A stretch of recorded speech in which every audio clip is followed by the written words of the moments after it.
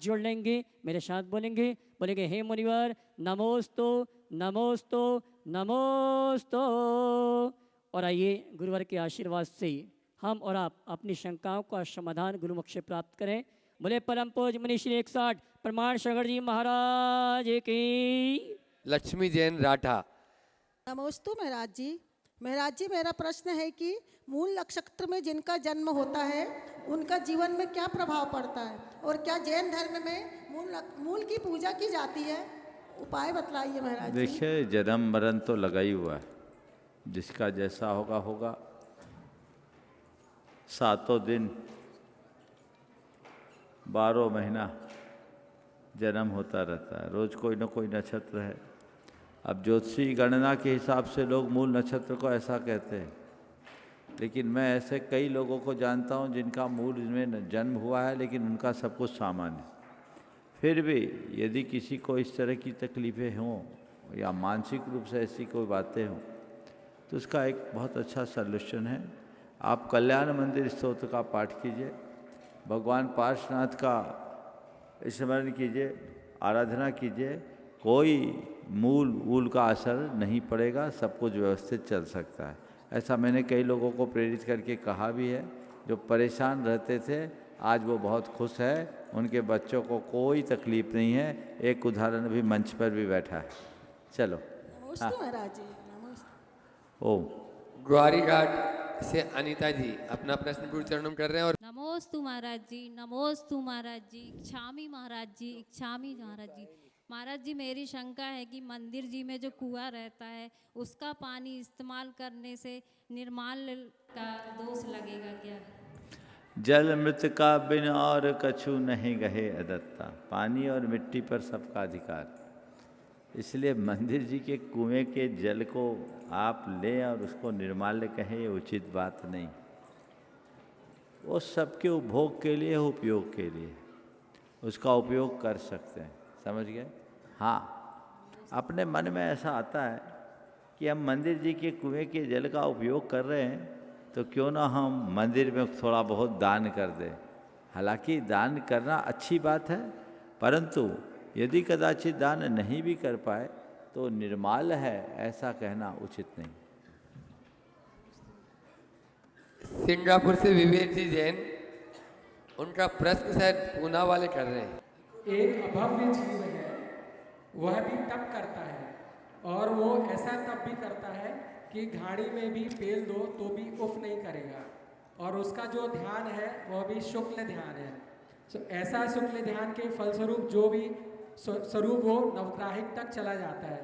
तो उनकी शंका ये है कि उसके ध्यान में कौन से भावों का अभाव रहता है कि वो भव जीव के समान अपना उद्धार नहीं कर पाता।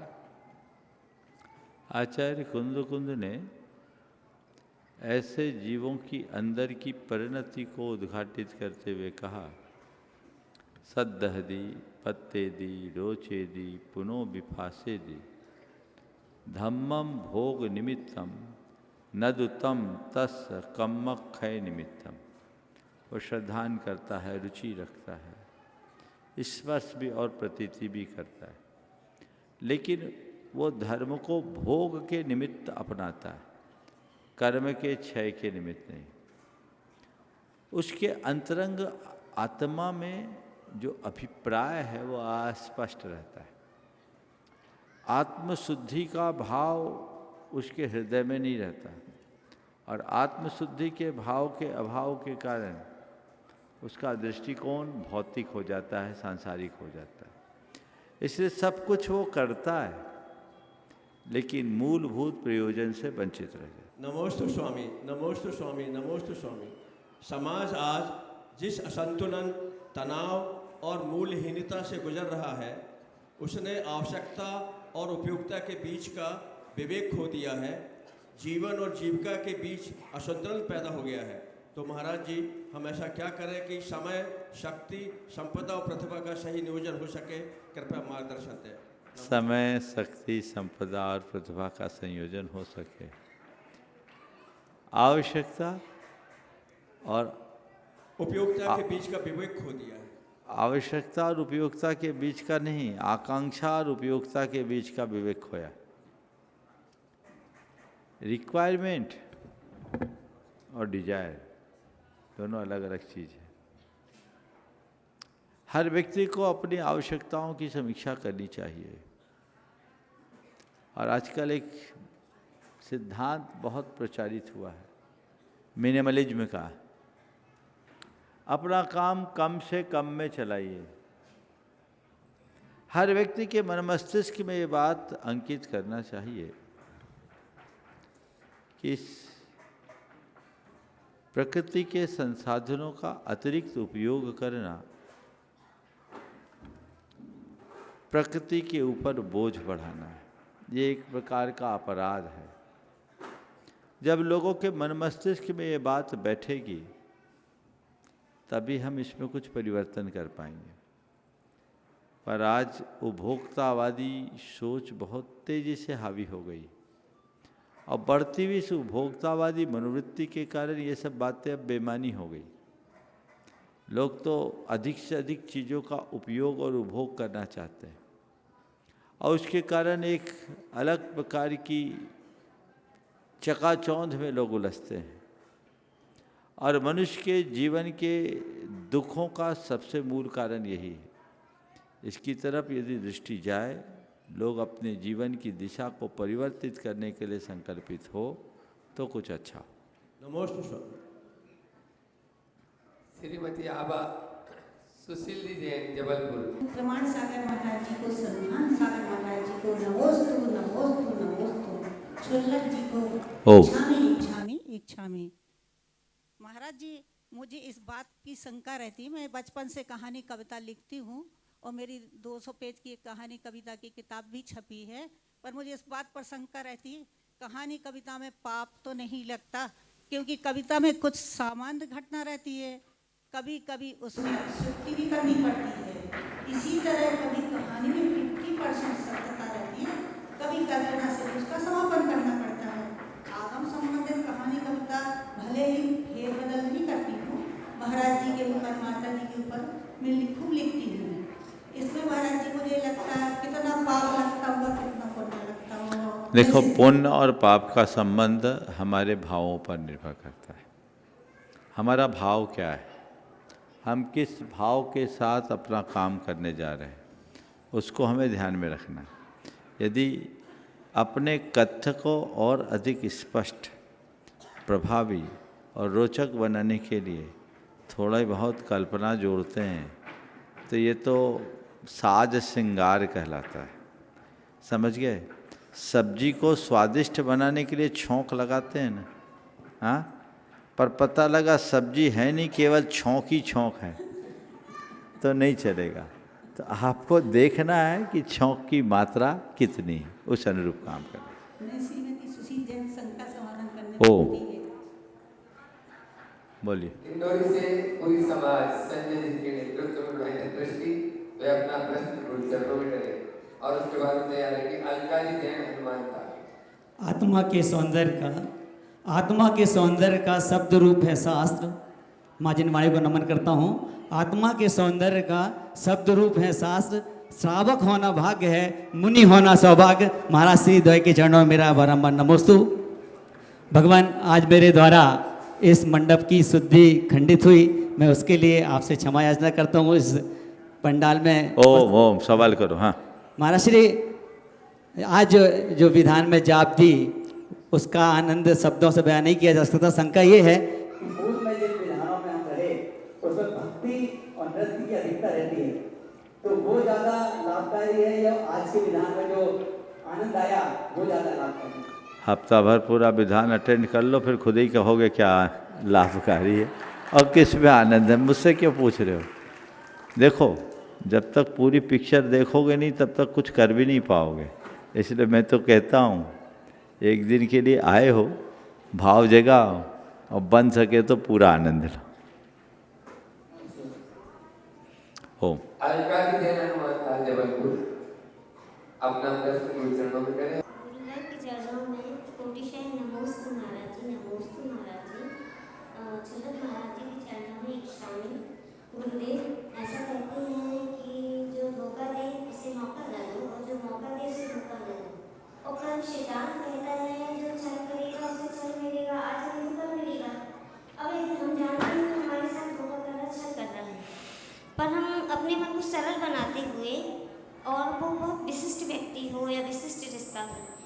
अपने कर्म सिद्धांत को इम्पोर्टेंस देते हुए उस व्यक्ति को क्षमा करते जाएं, अपना मन सरल रखें, या फिर उसे दूसरा मौका ना दे के उससे दूरी बना लें? कृपया शंका का समाधान। अगर व्यक्ति ने धोखे से धोखा दिया है, क्या बोल रहा हूँ, धोखे से धोखा दिया है, तो एक बार किसी ने गुरुदेव से पूछा कोई हमें धोखा दे तो क्या करें? उन्होंने कहा धोकर खा लो। धोखा खाने के बाद क्या करे? धोकर खा लो।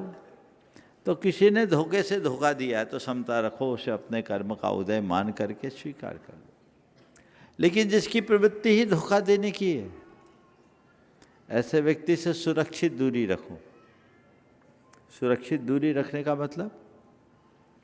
मतलब न तो उसको बहुत पास लाओ न बहुत दूर, न उससे द्वेष रखो न राग। मिल गए तो राम राम, नहीं तो अपने काम से काम। उनके साथ अपना अंतरंग रिश्ता मत बनाओ तो रास्ता ठीक होगा। हो नीलेश जी, अरविंद जी, राजा, पूरा परिवार। जी, आज आपने प्रवचन में बताया था कि सिद्ध चक्र विधान से आत्मा की विशुद्धि बढ़ती है। मेरा क्वेश्चन ये है, मैंने पढ़ा था आगम में कि 49 जो व्यक्ति सिद्ध चक्र विधान भाव सहित करता है वो 49वें भाव में मोक्ष को प्राप्त होता है। तो मेरा ये प्रश्न है कि ये बात कहाँ तक सत्य है? अरे मैं तो कहता हूँ 49 भाव तो बहुत ज़्यादा है। अच्छे से भाव से सिद्ध चक्र विधान कर लो तो उसी भाव में सिद्ध हो जाओ। इतनी प्रतीक्षा करने की बात क्या है? और सिद्धि हो या ना हो, शुद्धि तो होती ही है। शुद्धि की तरफ हम ध्यान दें, निश्चित ये हमारे कर्म क्षय का कारण है, ये हमारे जीवन की विशुद्धि को बढ़ाने वाला है, हमें उसकी तरफ ध्यान देना चाहिए। नीलू जी जैन, निवार कटनी से। मुनीश्वरी को नमोस्तु, सभी क्षुल्लक महाराज जी को इच्छामि। महाराज श्री, पूर्णमासी के ही दिन बृहत शांति धारा क्यों कराई जाती है और इसका क्या महत्व है? कल पूर्णिमा है जी, और पूर्णिमा के दिन चंद्रमा सबसे ज़्यादा बलवान होता है, पूर्णा तिथि होती है। अब शांति धारा तो रोज़ की जा सकती है, लेकिन रोज़ करना सबके लिए व्यवहारिक नहीं है। तो हमने कहा माह में एक बार करो बड़ी शांति धारा, और वो पखवाड़े का 16वां दिन है, 16वें तीर्थंकर है, तो पूर्णिमा को उस हिसाब से कर लेना ज़्यादा अच्छा है। ऐसे भी इस तरह की मांगलिक क्रियाओं को पूर्णमासी के दिन ज़्यादा महत्व दिया जाता है। और कल की पूर्णिमा तो और विशिष्ट पूर्णिमा है। अगर ज्योतिष के हिसाब से विचार करो तो कल रवि पुष्य योग है, रवि योग है, अमृत सिद्धि योग है, सर्वार्थ सिद्धि योग है, न जाने कितने कितने योग हैं। अगर ज्योतिष की गणना के हिसाब से बात करोगे तो बहुत सारे योग का प्रयोग है, इसलिए उनको देख करके आप कर सकते हैं। कल निश्चित आप लोगों के लिए बहुत सौभाग्यशाली क्षण है। कल सहस्र नाम आराधना होगी और महाशांति धारा 55 मिनट की 122 मंडली सिद्ध चक्र विधान में होगी। निश्चित ये बड़ी उपलब्धि हो। ओम नमोस्तु महाराज जी। परी खुशी जैन, इंदौर से। वे अपने परिवार के साथ में पूरा अपना प्रश्न करें, और उसके बाद में श्रीमती स्नेहलता जी जैन, जो महिला परिषद की संभागीय अध्यक्ष हैं, तैयार रहे। द्वय मुनि राजों के चरणों में नमोस्तु और क्षुल्लक जी के चरणों में इच्छामि। महाराज जी, मेरा प्रश्न यह है कि लाइफ में बहुत अलग अलग प्रकार के फेसेस आते हैं। कभी ऐसा होता है कि हर चीज़ पॉजिटिव हो रही होती है आपके साथ, और कभी ऐसा होता है कि नेगेटिव चीज़ें हो रही होती हैं। दोनों चीज़ में इंसान सेटिस्फाई नहीं हो पाता है, क्योंकि पॉजिटिव जब चल रहा होता है तो अपन पॉजिटिव सोचे वो अच्छा रहता है। अगर नेगेटिव चल रहा होता है तो हम चाह कर भी पॉजिटिव सोच नहीं पाते हैं, क्योंकि पॉजिटिव सोचते हैं फिर अगले दिन नेगेटिव हो जाता है, तो माइंड डाइवर्ट हो जाता है। तो इस स्थिति में क्या करना चाहिए? देखो, पॉजिटिव और नेगेटिव चीज़ें नहीं होती। पॉजिटिव और नेगेटिव हमारे मन की प्रतिक्रियाएं होती, समझ गए? अगर हमने अपने मन को प्रभावित कर लिया तो हमारे अंदर ऐसी प्रतिक्रिया होगी, और मन को हमने साथ लिया और तटस्थता का भाव अपना लिया तो चीज़ें ना पॉजिटिव होगी ना नेगेटिव होगी। उसके लिए हमें कुछ अभ्यास करने की ज़रूरत है। सबसे पहली बात, तत्व ज्ञान को सामने रखो, वस्तु स्वरूप को सामने रखो। न कुछ अच्छा है न बुरा है, जो है सो है। कर्म सिद्धांत के ऊपर विश्वास करो।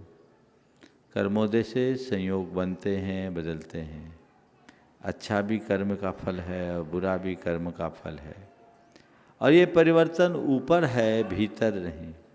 ये अंदर श्रद्धान रखो। हर पल अपनी आत्म स्थिरता का मनोभाव जगाओ।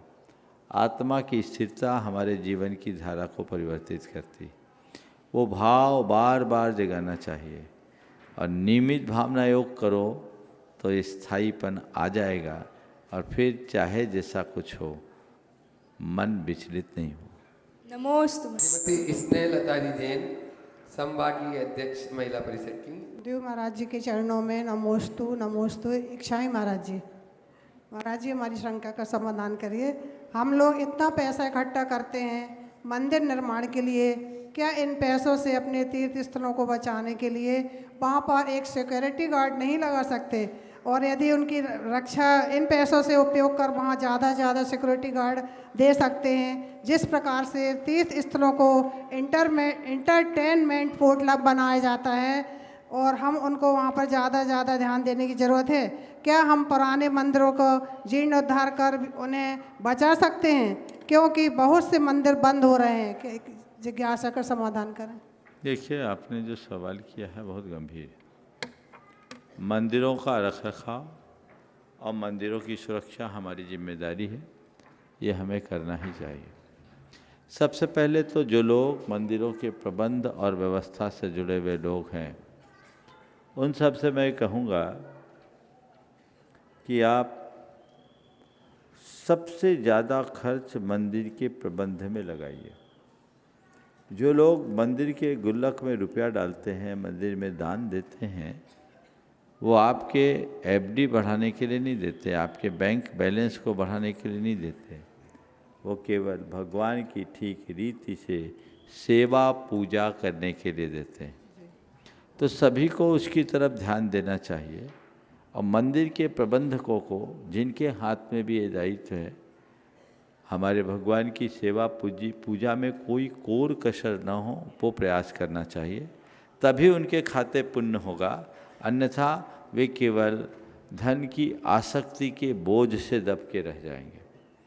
तो इसलिए मंदिर में रखरखाव और सुरक्षा का पूर्ण प्रावधान करना चाहिए।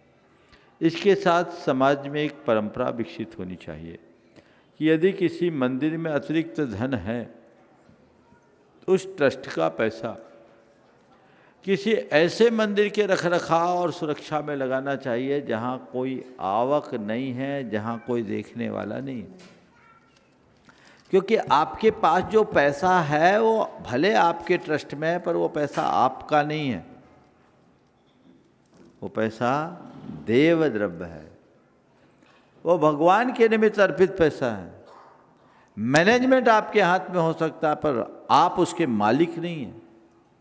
यदि आप उसका अन्य कार्यों में उपयोग करते हैं तो आप पाप के भागी हैं।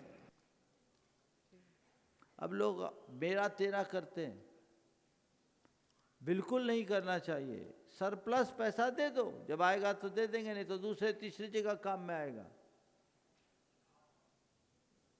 ये परंपरा विकसित होनी चाहिए। लेकिन अपवाद स्वरूप ही इक्के दुक्के जगह में ऐसी चीज़ें देखने को मिलती है। लोग मंदिरों का रुपया हुंडियों में तो चलाने के लिए तैयार हो जाते हैं, लेकिन भगवान की सेवा पूजा में समर्पित करने के लिए सकुचाते हैं। कहीं देने की बात आए तो 100 बार सोचना पड़ता है। ये बिल्कुल ही गलत बात है। लोगों को इस पर गंभीरता से विचार करना चाहिए। चाहे हमारे गाँव के या तीर्थ क्षेत्रों के मंदिरों की बात है जो उपेक्षित है, या शहर में भी यदि किसी मंदिर की कोई कमी है, अथवा शहर में कोई नई कॉलोनी बन रही है, वहाँ मंदिर बनना है और कोई साधन नहीं है, आप उसको मंदिर बनाने के लिए दीजिए। अभी भोपाल में मैं था, एक मंदिर में पैसा की कमी थी। अब मैं नाम तो नहीं ले रहा हूँ, लेकिन एक मंदिर के ट्रस्ट ने उनको पास तुरंत जितना पैसा था दे दिया। बाद में मालूम पड़ा तो बोला कि वहाँ के अध्यक्ष ने बोला, मैं नाम नहीं ले रहा हूँ, अध्यक्ष ने बोला महाराज मैं 1 रुपया बैंक में नहीं रखता, जितना पैसा हमारे पास होता है बिना ब्याज के हम मंदिर वालों को दे देते, भैया तुम्हारे पास आएगा तो दे देना, नहीं आए तो हमें नहीं चाहिए। और लोग देते हैं। बोले हमें क्या करना है, भगवान की पूजा अर्चा करने के लिए हम लोग सक्षम हैं। और मैं आपसे पूछता हूँ जो मंदिरों की व्यवस्था देखते हैं, ये बताओ भगवान के बाल बच्चे हैं क्या? उनको किसकी चिंता है? अपरिग्रह ही भगवान को अपरिग्रह की मूर्त ही रखो ना, परिग्रह के रूप में क्यों जकड़ रहे हो? सोच थोड़ी बदल जाए। पर तुम लोग ठहरे बनिया, तुम्हें भगवान नहीं दिखते, पैसा दिखता है। और कमेटियों की उपलब्धियों में क्या गिना जाता है? हमने जब अपना कार्यकाल शुरू किया तो मेरे हाथ में क्या था, और कार्यकाल छोड़ते समय हम क्या छोड़ के जा रहे हैं? इतना पैसा जोड़ते हो, बाद में लड़ते हो। एक सोच, ऐसी स्वस्थ सोच लेकर के सब चलने लगे तो समाज की बहुत सारी समस्याएं दूर हो सकती है। कोई भी मंदिर है, कोई भी जिनालय है, धर्मायतन हमारा है, मंदिर भगवान का है, प्रबंध किसी के हाथ में हो सकता है, तो वो जिम्मेदारी हमारी है। देव गुरु धर्म के प्रति हमें समर्पित होकर के काम करना है तो उसके लिए प्रयास करना चाहिए, और वैसा ही दृष्टिकोण विकसित करना चाहिए, तब हम कुछ सार्थक परिणाम घटित कर पाएंगे। आलोक संदीप जी, जैन शांति नगर। नमोस्तु महाराज जी, नमोस्तु। छुल्लक जी को इच्छामी इच्छामी इच्छामी। समस्त शांति नगर वासियों का महाराज जी को नमोस्तु। महाराज जी हमारा प्रश्न नहीं है, मेरा प्रश्न मेरे अमेरिका से मेरी साली ने पूछा था कि महाराज जी से प्रश्न पूछिए। प्रश्न उसका यह है कि अपेक्षा और उपेक्षा हमारे जीवन में लगी रहती हैं, ये दोनों ऐसी घातक भावनाएं हैं जो हमारे मजबूत से मजबूत संबंधों को, नींव को हिलाकर रख देती हैं। यह बात जीवन में कहाँ तक उचित, कहाँ तक सत्य होती है महाराज जी, इसका समाधान दें। अपेक्षा और सत्य है। अपेक्षा और उपेक्षा के कारण ही लोग परेशान हैं। पर मेरा जहाँ तक मानना है, अपेक्षा मुक्त होकर के तो कोई जी नहीं पाता। आप ये जो सवाल कर रहे हो, इसमें अपेक्षा है कि नहीं? क्या अपेक्षा है? कि महाराज हमें अच्छे से उत्तर दे, है ना? इस अपेक्षा से आप खड़े हुए हो, और यदि मैं टरका के छोड़ दूँ तो आपको निराशा लगेगी। फिर भी नमोस्तु। नमोस्तु अच्छी बात है, हमें तो करोगे ही आप, लेकिन मन में थोड़ा सा लगेगा तो अरे महाराज ने टरका दिया, है ना? एक सूत्र देता हूँ। आपने अपेक्षा रख करके पूछा है और मैं भी उत्तर दे रहा हूँ, तो अपेक्षा से भर करके ही दे रहा हूँ। आपकी अपेक्षा अपनी जिज्ञासा को पूरी करने की है, और मेरी अपेक्षा आपके हृदय को धर्म से जोड़ने की है। अपेक्षा मात्र में कोई दिक्कत नहीं है, ये सामान्य अपेक्षा है। लेकिन मेरी अपेक्षा पूरी हो ही, यही अनर्थ शुरू होता है। आज मेरा नंबर आना ही चाहिए, और महाराज को मेरे सवाल का उत्तर कम से कम 4-5 मिनट देना ही चाहिए। ऐसा भाव लेकर आओगे और यहाँ से रिस्पांस नहीं मिला तो रोनी शक्ल हो जाएगी, है ना? मैं जो कह रहा हूँ आप सबको ध्यानपूर्वक सुनना ही चाहिए। आपको मेरी बात माननी ही चाहिए। मेरे मन का ये आग्रह मुझे दुखी कर देगा। हाँ, मैं आता हूँ अपेक्षा से कि इन सब के हृदय में धर्म का प्रकाश फैले, इनकी श्रद्धा बलवती हो, ये अपने जीवन के पथ को आलोकित करे। ये मेरी सहज अपेक्षा है। अपनी बात रख दी, जिसको जितना मानना है माना, नहीं मानना नहीं माना, वो उसके बस की बात। हमें कोई फर्क नहीं पड़ता, ना हमें तकलीफ ना आपको परेशानी। आप आए थे अपेक्षा लेकर, आज मौका मिला तो पूछ लेंगे, चलो नहीं मिला कोई बात नहीं है। हमें दूसरों के प्रश्न से उत्तर मिल गया, या फिर कभी मौका मिलेगा देख लेंगे। अगर ये स्थिति है तो आपके मन में कोई परेशानी नहीं। लेकिन जब आग्रही बन कर के चलोगे तो जीवन दुखी होगा। तो पहली बात, अपेक्षाएं कम रखो, अपेक्षाओं का आग्रह मत रखो, और कदाचित अपेक्षा की पूर्ति न हो तो अपने आप को उपेक्षित महसूस मत करो। कई बार हमने कोई अपेक्षा रखी और सामने वाले ने उसे पूरा नहीं किया, हम समझ लेते हैं इसने मेरी उपेक्षा की। ये भयानक भूल है। फिर जब अपने आप को उपेक्षित महसूस करते हैं तो अंदर से विस्फोट होना शुरू हो जाता है। कई बार ऐसा होता है कि सामने वाले ने इरादतन आपको उपेक्षित नहीं किया, फिर भी आपकी अपेक्षा की पूर्ति नहीं हो सकी। अभी बहुत सारे लोग अपेक्षा लेकर बैठे हैं। अब नंबर तो जितने का आना उतने ही का आएगा, तो जिसका छूट गया उनका महाराज ने उपेक्षित किया, ऐसा तो नहीं सोचना। कहीं बोल रहे थे महाराज जी मैं 5 दिन से सवाल डालता हूँ, महाराज जी मेरा नाम लेते ही नहीं है। हमने कहा महाराज तुम्हारी शकल पहचानते हैं। ये तो योग है। तो अपेक्षाएं कम रखो, अपेक्षाओं की पूर्ति न होने पर अपने आप को उपेक्षित महसूस मत करो, और यथासंभव औरों की अपेक्षा की पूर्ति करो। कदाचित पूर्ति न कर सको तो जहाँ तक संभव हो उपेक्षा से बचो। नमोस्तु महाराज जी, नमोस्तु महाराज जी, नमोस्तु। प्रेमचंद जी, प्रमिला जी हैं, कोलकाता। महाराज जी, अगर विश्वास, आस्था और लॉजिक के बीच में टकरार हो जाए, जैसे तबीयत खराब होने पर भी व्रत करना या वैसा अगर कुछ हो जाए, तो हमें डिसीजन किस तरह लेना चाहिए, हमें क्या करना चाहिए?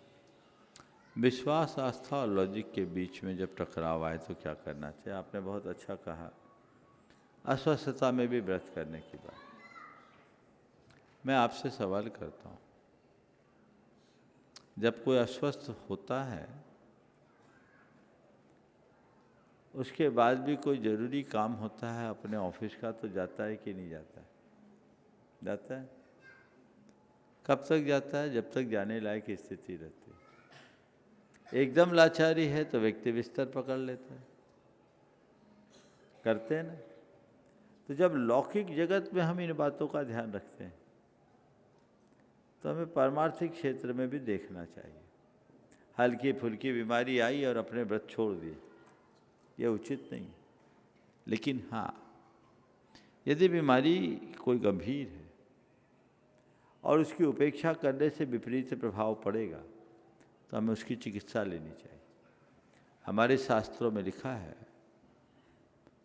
तम्पिक तवो कायपम जेन न मनो ही यदे, जैन मनो न मंगलम चिंतेई, जिससे मन अमंगल न चिंते। जैन न इंदी हानि, जैन न जोया पया हंति, जैन न जोया हायंते। वही तप करो जिससे मन अमंगल न सोचे, जैसे इंद्रियों को क्षति ना हो और जिससे तुम्हारे योग नष्ट न हो। समझ गए? इसी बात को नीति वाक्यामृतम ग्रंथ में संस्कृत की सूक्ति में इस तरह कहा, तद व्रतमाचरितव्यम यत्र न संशय तुला मारोहति शरीर मन से। उसी व्रत का आचरण करना चाहिए जिससे शरीर और मन दोलायमान न हो। तो दोनों को संतुलित करके चलना हमारा धर्म है। इसलिए खींचातानी नहीं करना, न शिथिलता न शक्ति, बीच का रास्ता। नमोस्तु। गुणायतन शिरोमणि संरक्षक अरिहंत बिट्टू आप भी भाई। पूछ रहे हैं क्या? हाँ प्रमिला जी बोलो। महाराज जी, मेरा कौन सा पुण्योदय हुआ कि मैं वैष्णव से जैन में आई। मैंने वहाँ पे ताम झाम, खाना पीना, भोग विलासता देखी, और इधर मैंने संयम, त्याग, वस्तु का स्वरूप और तत्व की श्रद्धा ये सब सीखा। तो मुझे इधर बहुत अच्छा लगता है। बहुत अच्छी बात। ये आपका निश्चित सौभाग्य है। देखिए, क्योंकि आप अग्रवाल परिवार से हैं। अग्रवालों में गंगा जमुनी संस्कृति लगभग 2500 सालों से चलते आ रही। वैष्णव से बेटी आई और वैष्णव में बेटी गई, और हजारों महिलाओं ने आप जैसी वैष्णवों से आकर कट्टर जैन धर्म का पालन की, न केवल जैन धर्म का पालन की, माँ चंदाबाई जैसी, रमा नानी जैसी महिलाओं ने जैन जगत के उत्थान में अपना बहुत बड़ा योगदान दिया। आप ये कर रहे हैं, वस्तु का स्वरूप आपको जानने में आ गया है, तो अब कुछ कहने की ज़रूरत नहीं। मैं तो कहूँगा अपने मार्ग में दृढ़ रहो, इसे अपना सौभाग्य मानो कि मेरा भविष्य अब अच्छा था कि मुझे बीत राख्ता की शरण में आने का सौभाग्य मिला, औरों के लिए भी इसकी प्रेरणा दे। नमस्ते। अरिहंत बिट्टू जी कटनी से। महाराज श्री के चरणों में 3 बार नमोस्तु नमोस्तु नमोस्तु। छुल्लक जी के चरणों में इच्छामि। महाराज श्री सिद्ध चक्र महामंडल विधान की महिमा और इसका विशाल स्वरूप यहाँ पर देखने योग्य है।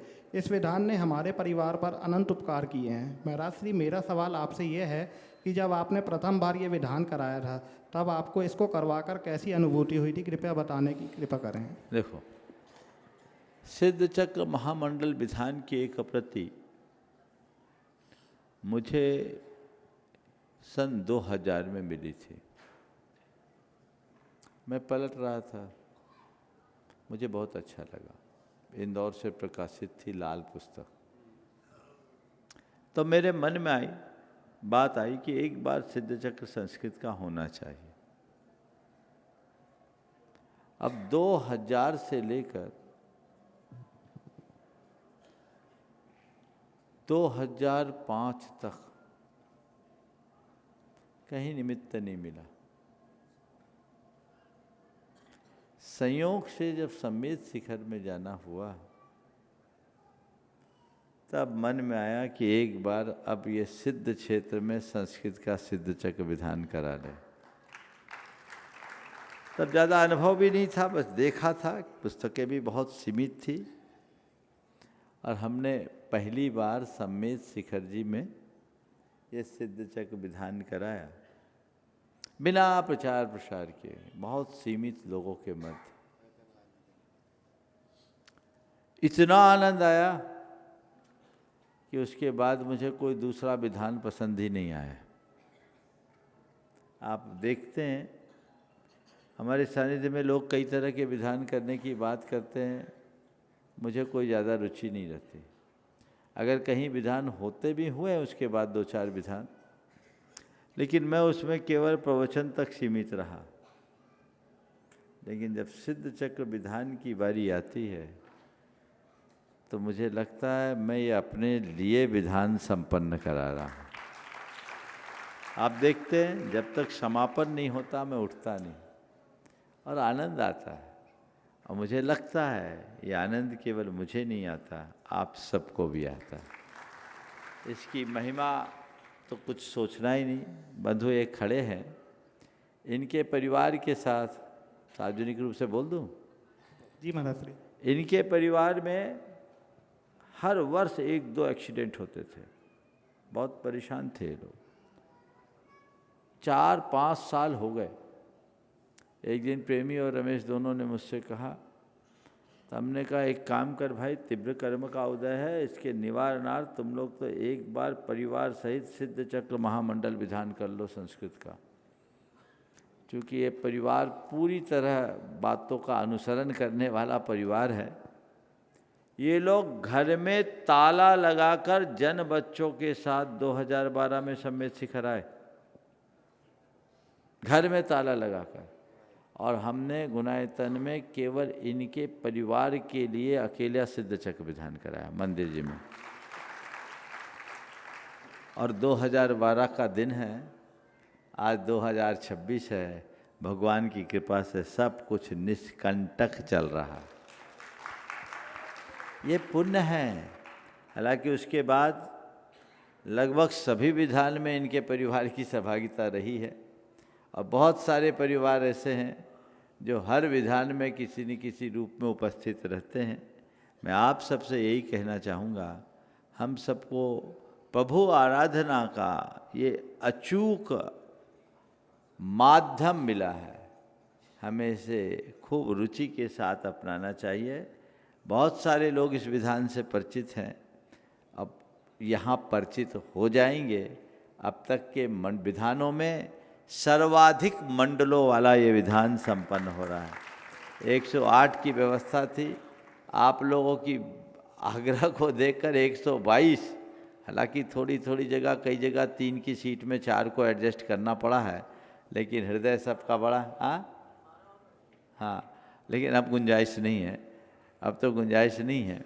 तो ये एक अद्भुत है और इसका आनंद सभी लेंगे, सुनिश्चित वह जीवन के लिए एक नई दिशा में बनेगी। नमोस्तु महाराज श्री। दिल्ली से अपने बीच में मृणाल कीर्ति जी जैन सपरिवार, प्रशासक जी सिद्धार्थ कासलीवाल जी सपरिवार। नमोस्तु भगवान, नमोस्तु नमोस्तु। कभी कभी मन और बुद्धि विपरीत दिशा में चलते हैं क्योंकि मन के पास विवेक है, प्रमाद नहीं। गुरुदेव, हम अपने मन और बुद्धि को चेतना से कैसे जोड़ें जिससे वह दोनों एक ही दिशा में चलें? मन और बुद्धि विपरीत दिशा में जाते हैं, आपने कहा है चेतना से कैसे जोड़े कि ताकि वह एक ही दिशा में चले। मन और बुद्धि को चेतना में से जोड़ने के लिए हमें हमेशा अपनी चेतना की भावना भानी चाहिए। मैं शुद्ध आत्मा हूँ, ये भावना भाव। चीज़ों का विश्लेषण करो, बार बार अभ्यास करो।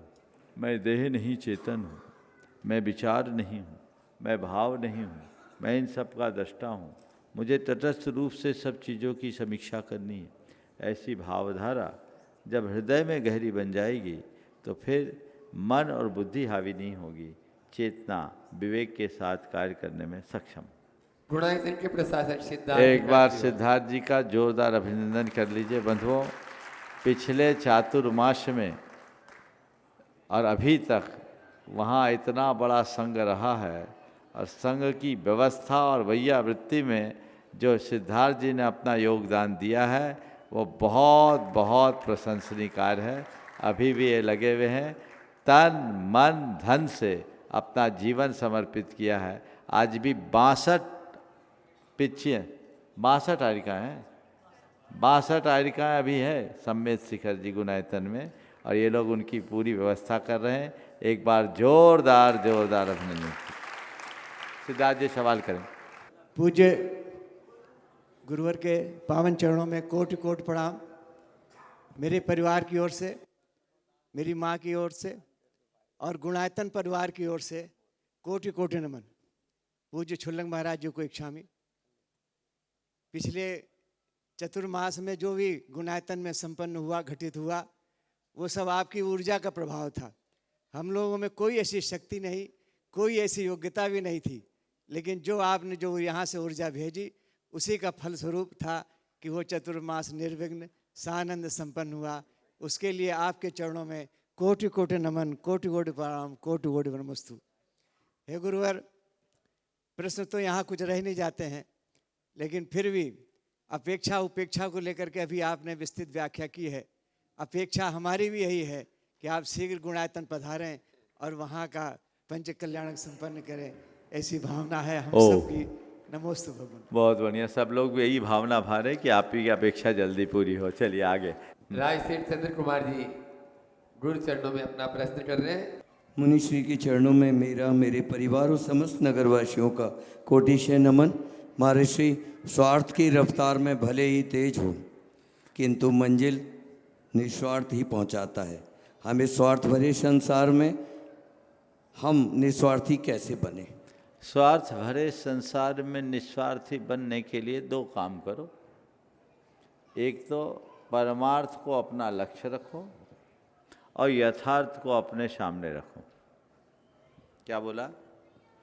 परमार्थ को अपना लक्ष्य बनाओ, यथार्थ को सामने रखो, स्वार्थ दूर हो जाएगा। मतलब क्या हुआ? परमार्थ क्या है? मेरी मुक्ति, मेरे जीवन की शुद्धि, मेरी सिद्धि, मेरी पूर्णता, ये मेरे जीवन का परमार्थ है। वो मेरा मूलभूत ध्येय है, असली स्वार्थ वही है। और यथार्थ क्या है? अगले श्वास का भी भरोसा नहीं। कब कौन सी श्वास मेरे जीवन की आखिरी सांस हो जाए कोई पता नहीं। न मैं कुछ लेकर आया हूँ, न मैं कुछ लेकर जाऊंगा, ये यथार्थ है। जो करूँगा वो भरूँगा, ये यथार्थ है। न मैं किसी का हूँ, न कोई मेरा है, ये यथार्थ है। तो ये चारों यथार्थ सामने रखोगे तो स्वार्थ कैसे आएगा? तो यथार्थ को सामने रखो, परमार्थ को लक्ष्य रखो, स्वार्थ दूर होगा। जो जीवन के यथार्थ को भूल जाते हैं और जिनका लक्ष्य केवल पदार्थ होता है वे स्वार्थ से जगड़ते हैं। लेकिन जो परमार्थ को लक्ष्य बना करके चलने वाले लोग हैं, जीवन के यथार्थ को सामने रख करके चलते हैं, वे सदैव परमार्थ के उपासक होते हैं। स्वार्थ की गंध भी उनके जीवन में प्रविष्ट नहीं करती। नमोस्तु महर्षि। हाँ, महेश जी दिगंबर, दमोह कुंडलपुर। त्रिवार नमोस्तु नमोस्तु नमोस्तु। हे स्वामी जी, हम लोग विधान में बिल्कुल भी नहीं सोचा था कि यहाँ पे बैठने को मिलेगा। आए थे आपके दर्शन करने के लिए और अचानक मतलब दर्शन करने के क्या, एक बीमारी हुई थी एक परिवार में, तो उनको देखने आए थे और आ गए आपके दर्शन करने के लिए। और वहाँ ऐसे भाव बना कि द्रव्य दान कर दें। उसके बाद में नहीं मालूम गुरुजी, ये व्यवस्था भी नहीं थी परिवार में कि हम 8 दिन बैठेंगे और इसका पुण्य हम क्या मतलब होगा कि वो जो बीमार हुआ है वो व्यक्ति मतलब उसके पुण्य में उसके खाते में जाए, उसी के वजह से हम आए हुए थे। मुझे नहीं मालूम, पर इतना तो दिख रहा है कि तुम्हारा पुण्य जोर से उछला। आए थे किसी के लिए और हुआ कुछ है, और पुण्य से ही पुण्य बढ़ता है। ऐसी भावना भाव कि जो बीमार है वो भी स्वस्थ हो। महाराज जी, छल कपट मायाचारी ये क्या है? ये हो तो जाती है लेकिन समझ नहीं पाते, तो इसे कैसे समझें? महाराज जी, और अशुद्धि में भावना ये कर सकते क्या? छल कपट मायाचारी हो जाती है और समझ नहीं पाते, यही तो छल कपट मायाचारी। जो हो जाए उसको समझ न पाए। हालांकि हर कोई इसका किसी न किसी रूप में शिकार है। जो चीज़ें हम एक दूसरे से छिपाते वो छल कपट की श्रेणी में आती। हम छल कपट मायाचारी हो जाए ये चलेगा, पर करो ये बिल्कुल नहीं चलेगा। बुद्धिपूर्वक मत करना। अनजाने में हो जाए तो जैसे एहसास हो उसकी निंदा ग्रह करो, उसका प्रतिक्रमण करो, प्रायश्चित करो, तो शुद्धि होगी। और करते रहोगे तो नटवर लाल बनोगे, चाल शोभराज बनोगे, न जाने कहाँ जाओगे। तो इससे अपने जीवन को बचाना चाहिए। भावना योग अशुद्धि में भी कर सकते हैं, क्योंकि उसमें कोई मंत्र का प्रयोग नहीं। देखो, अशुद्धि में भावना योग करने में कोई हानि नहीं है। आवाज़ सुनना, चित्र नहीं देखना। हाँ, द्वय मुनिराज के पावन श्री चरणों में बारंबार नमोस्तु नमोस्तु नमोस्तु। मंचशीन छुल्लक जी के पावन चरणों में इक्षाम इक्षाम। भगवान, हम सभी गुरु जी के काल के हैं और गुरु जी से अपन ने सबने एक ही शिक्षा ली है। खुद ने वो शिव पग चलते और चलाते औरों को भी उन्होंने खुद शिव मार्ग पे चला है, अपन सबको चलाया है। और गुरु जी अपने जीवन में एक सूत्र को जी के गए हैं कि सम्यक दृष्टि जीव जल से भिन्न कमल है, कादे में हेम अमल है। तो वर्तमान परिप्रेक्ष्य में और एक उन्होंने सिद्धांत दिया अपन को सक्रिय सम्यक दर्शन का। तो वर्तमान परिप्रेक्ष्य में अपन उनके सिद्धांत सक्रिय सम्यक दर्शन को कैसे जीवित रखें, जन जन के जहन तक कैसे वो सक्रिय सम्यक दर्शन उतर सके, इस शंका का समाधान। देखिए, सक्रिय सम्यक दर्शन गुरुदेव की बड़ी मौलिक उपस्थापना है। यद्यपि किसी शास्त्र में सक्रिय सम्यक दर्शन मिलने देखने को नहीं मिला। मेरे सामने जब ये सवाल आया तो मैंने कहा, गुरुदेव ने वही कहा है जो हमारे शास्त्रों का निचोड़ है। सम्यक दर्शन का मतलब केवल ये नहीं कि मेरे अंदर आत्मा का प्रकाश फैले। सम्यक दर्शन का मतलब ये है कि मैं इस आत्मा प्रकाश को सब जगह फैलाऊं। ये प्रभावना अंग है। प्रभावना अंग सम्यक दृष्टि को सक्रिय बनाता है। और गुरुदेव ने जिन उपक्रमों के बल पर लोगों के हृदय में अहिंसा, करुणा, प्रेम, दया जैसे भावों से जुड़ने का भाव जगाया है, उससे सम्यक दर्शन की पुष्टि हुई है।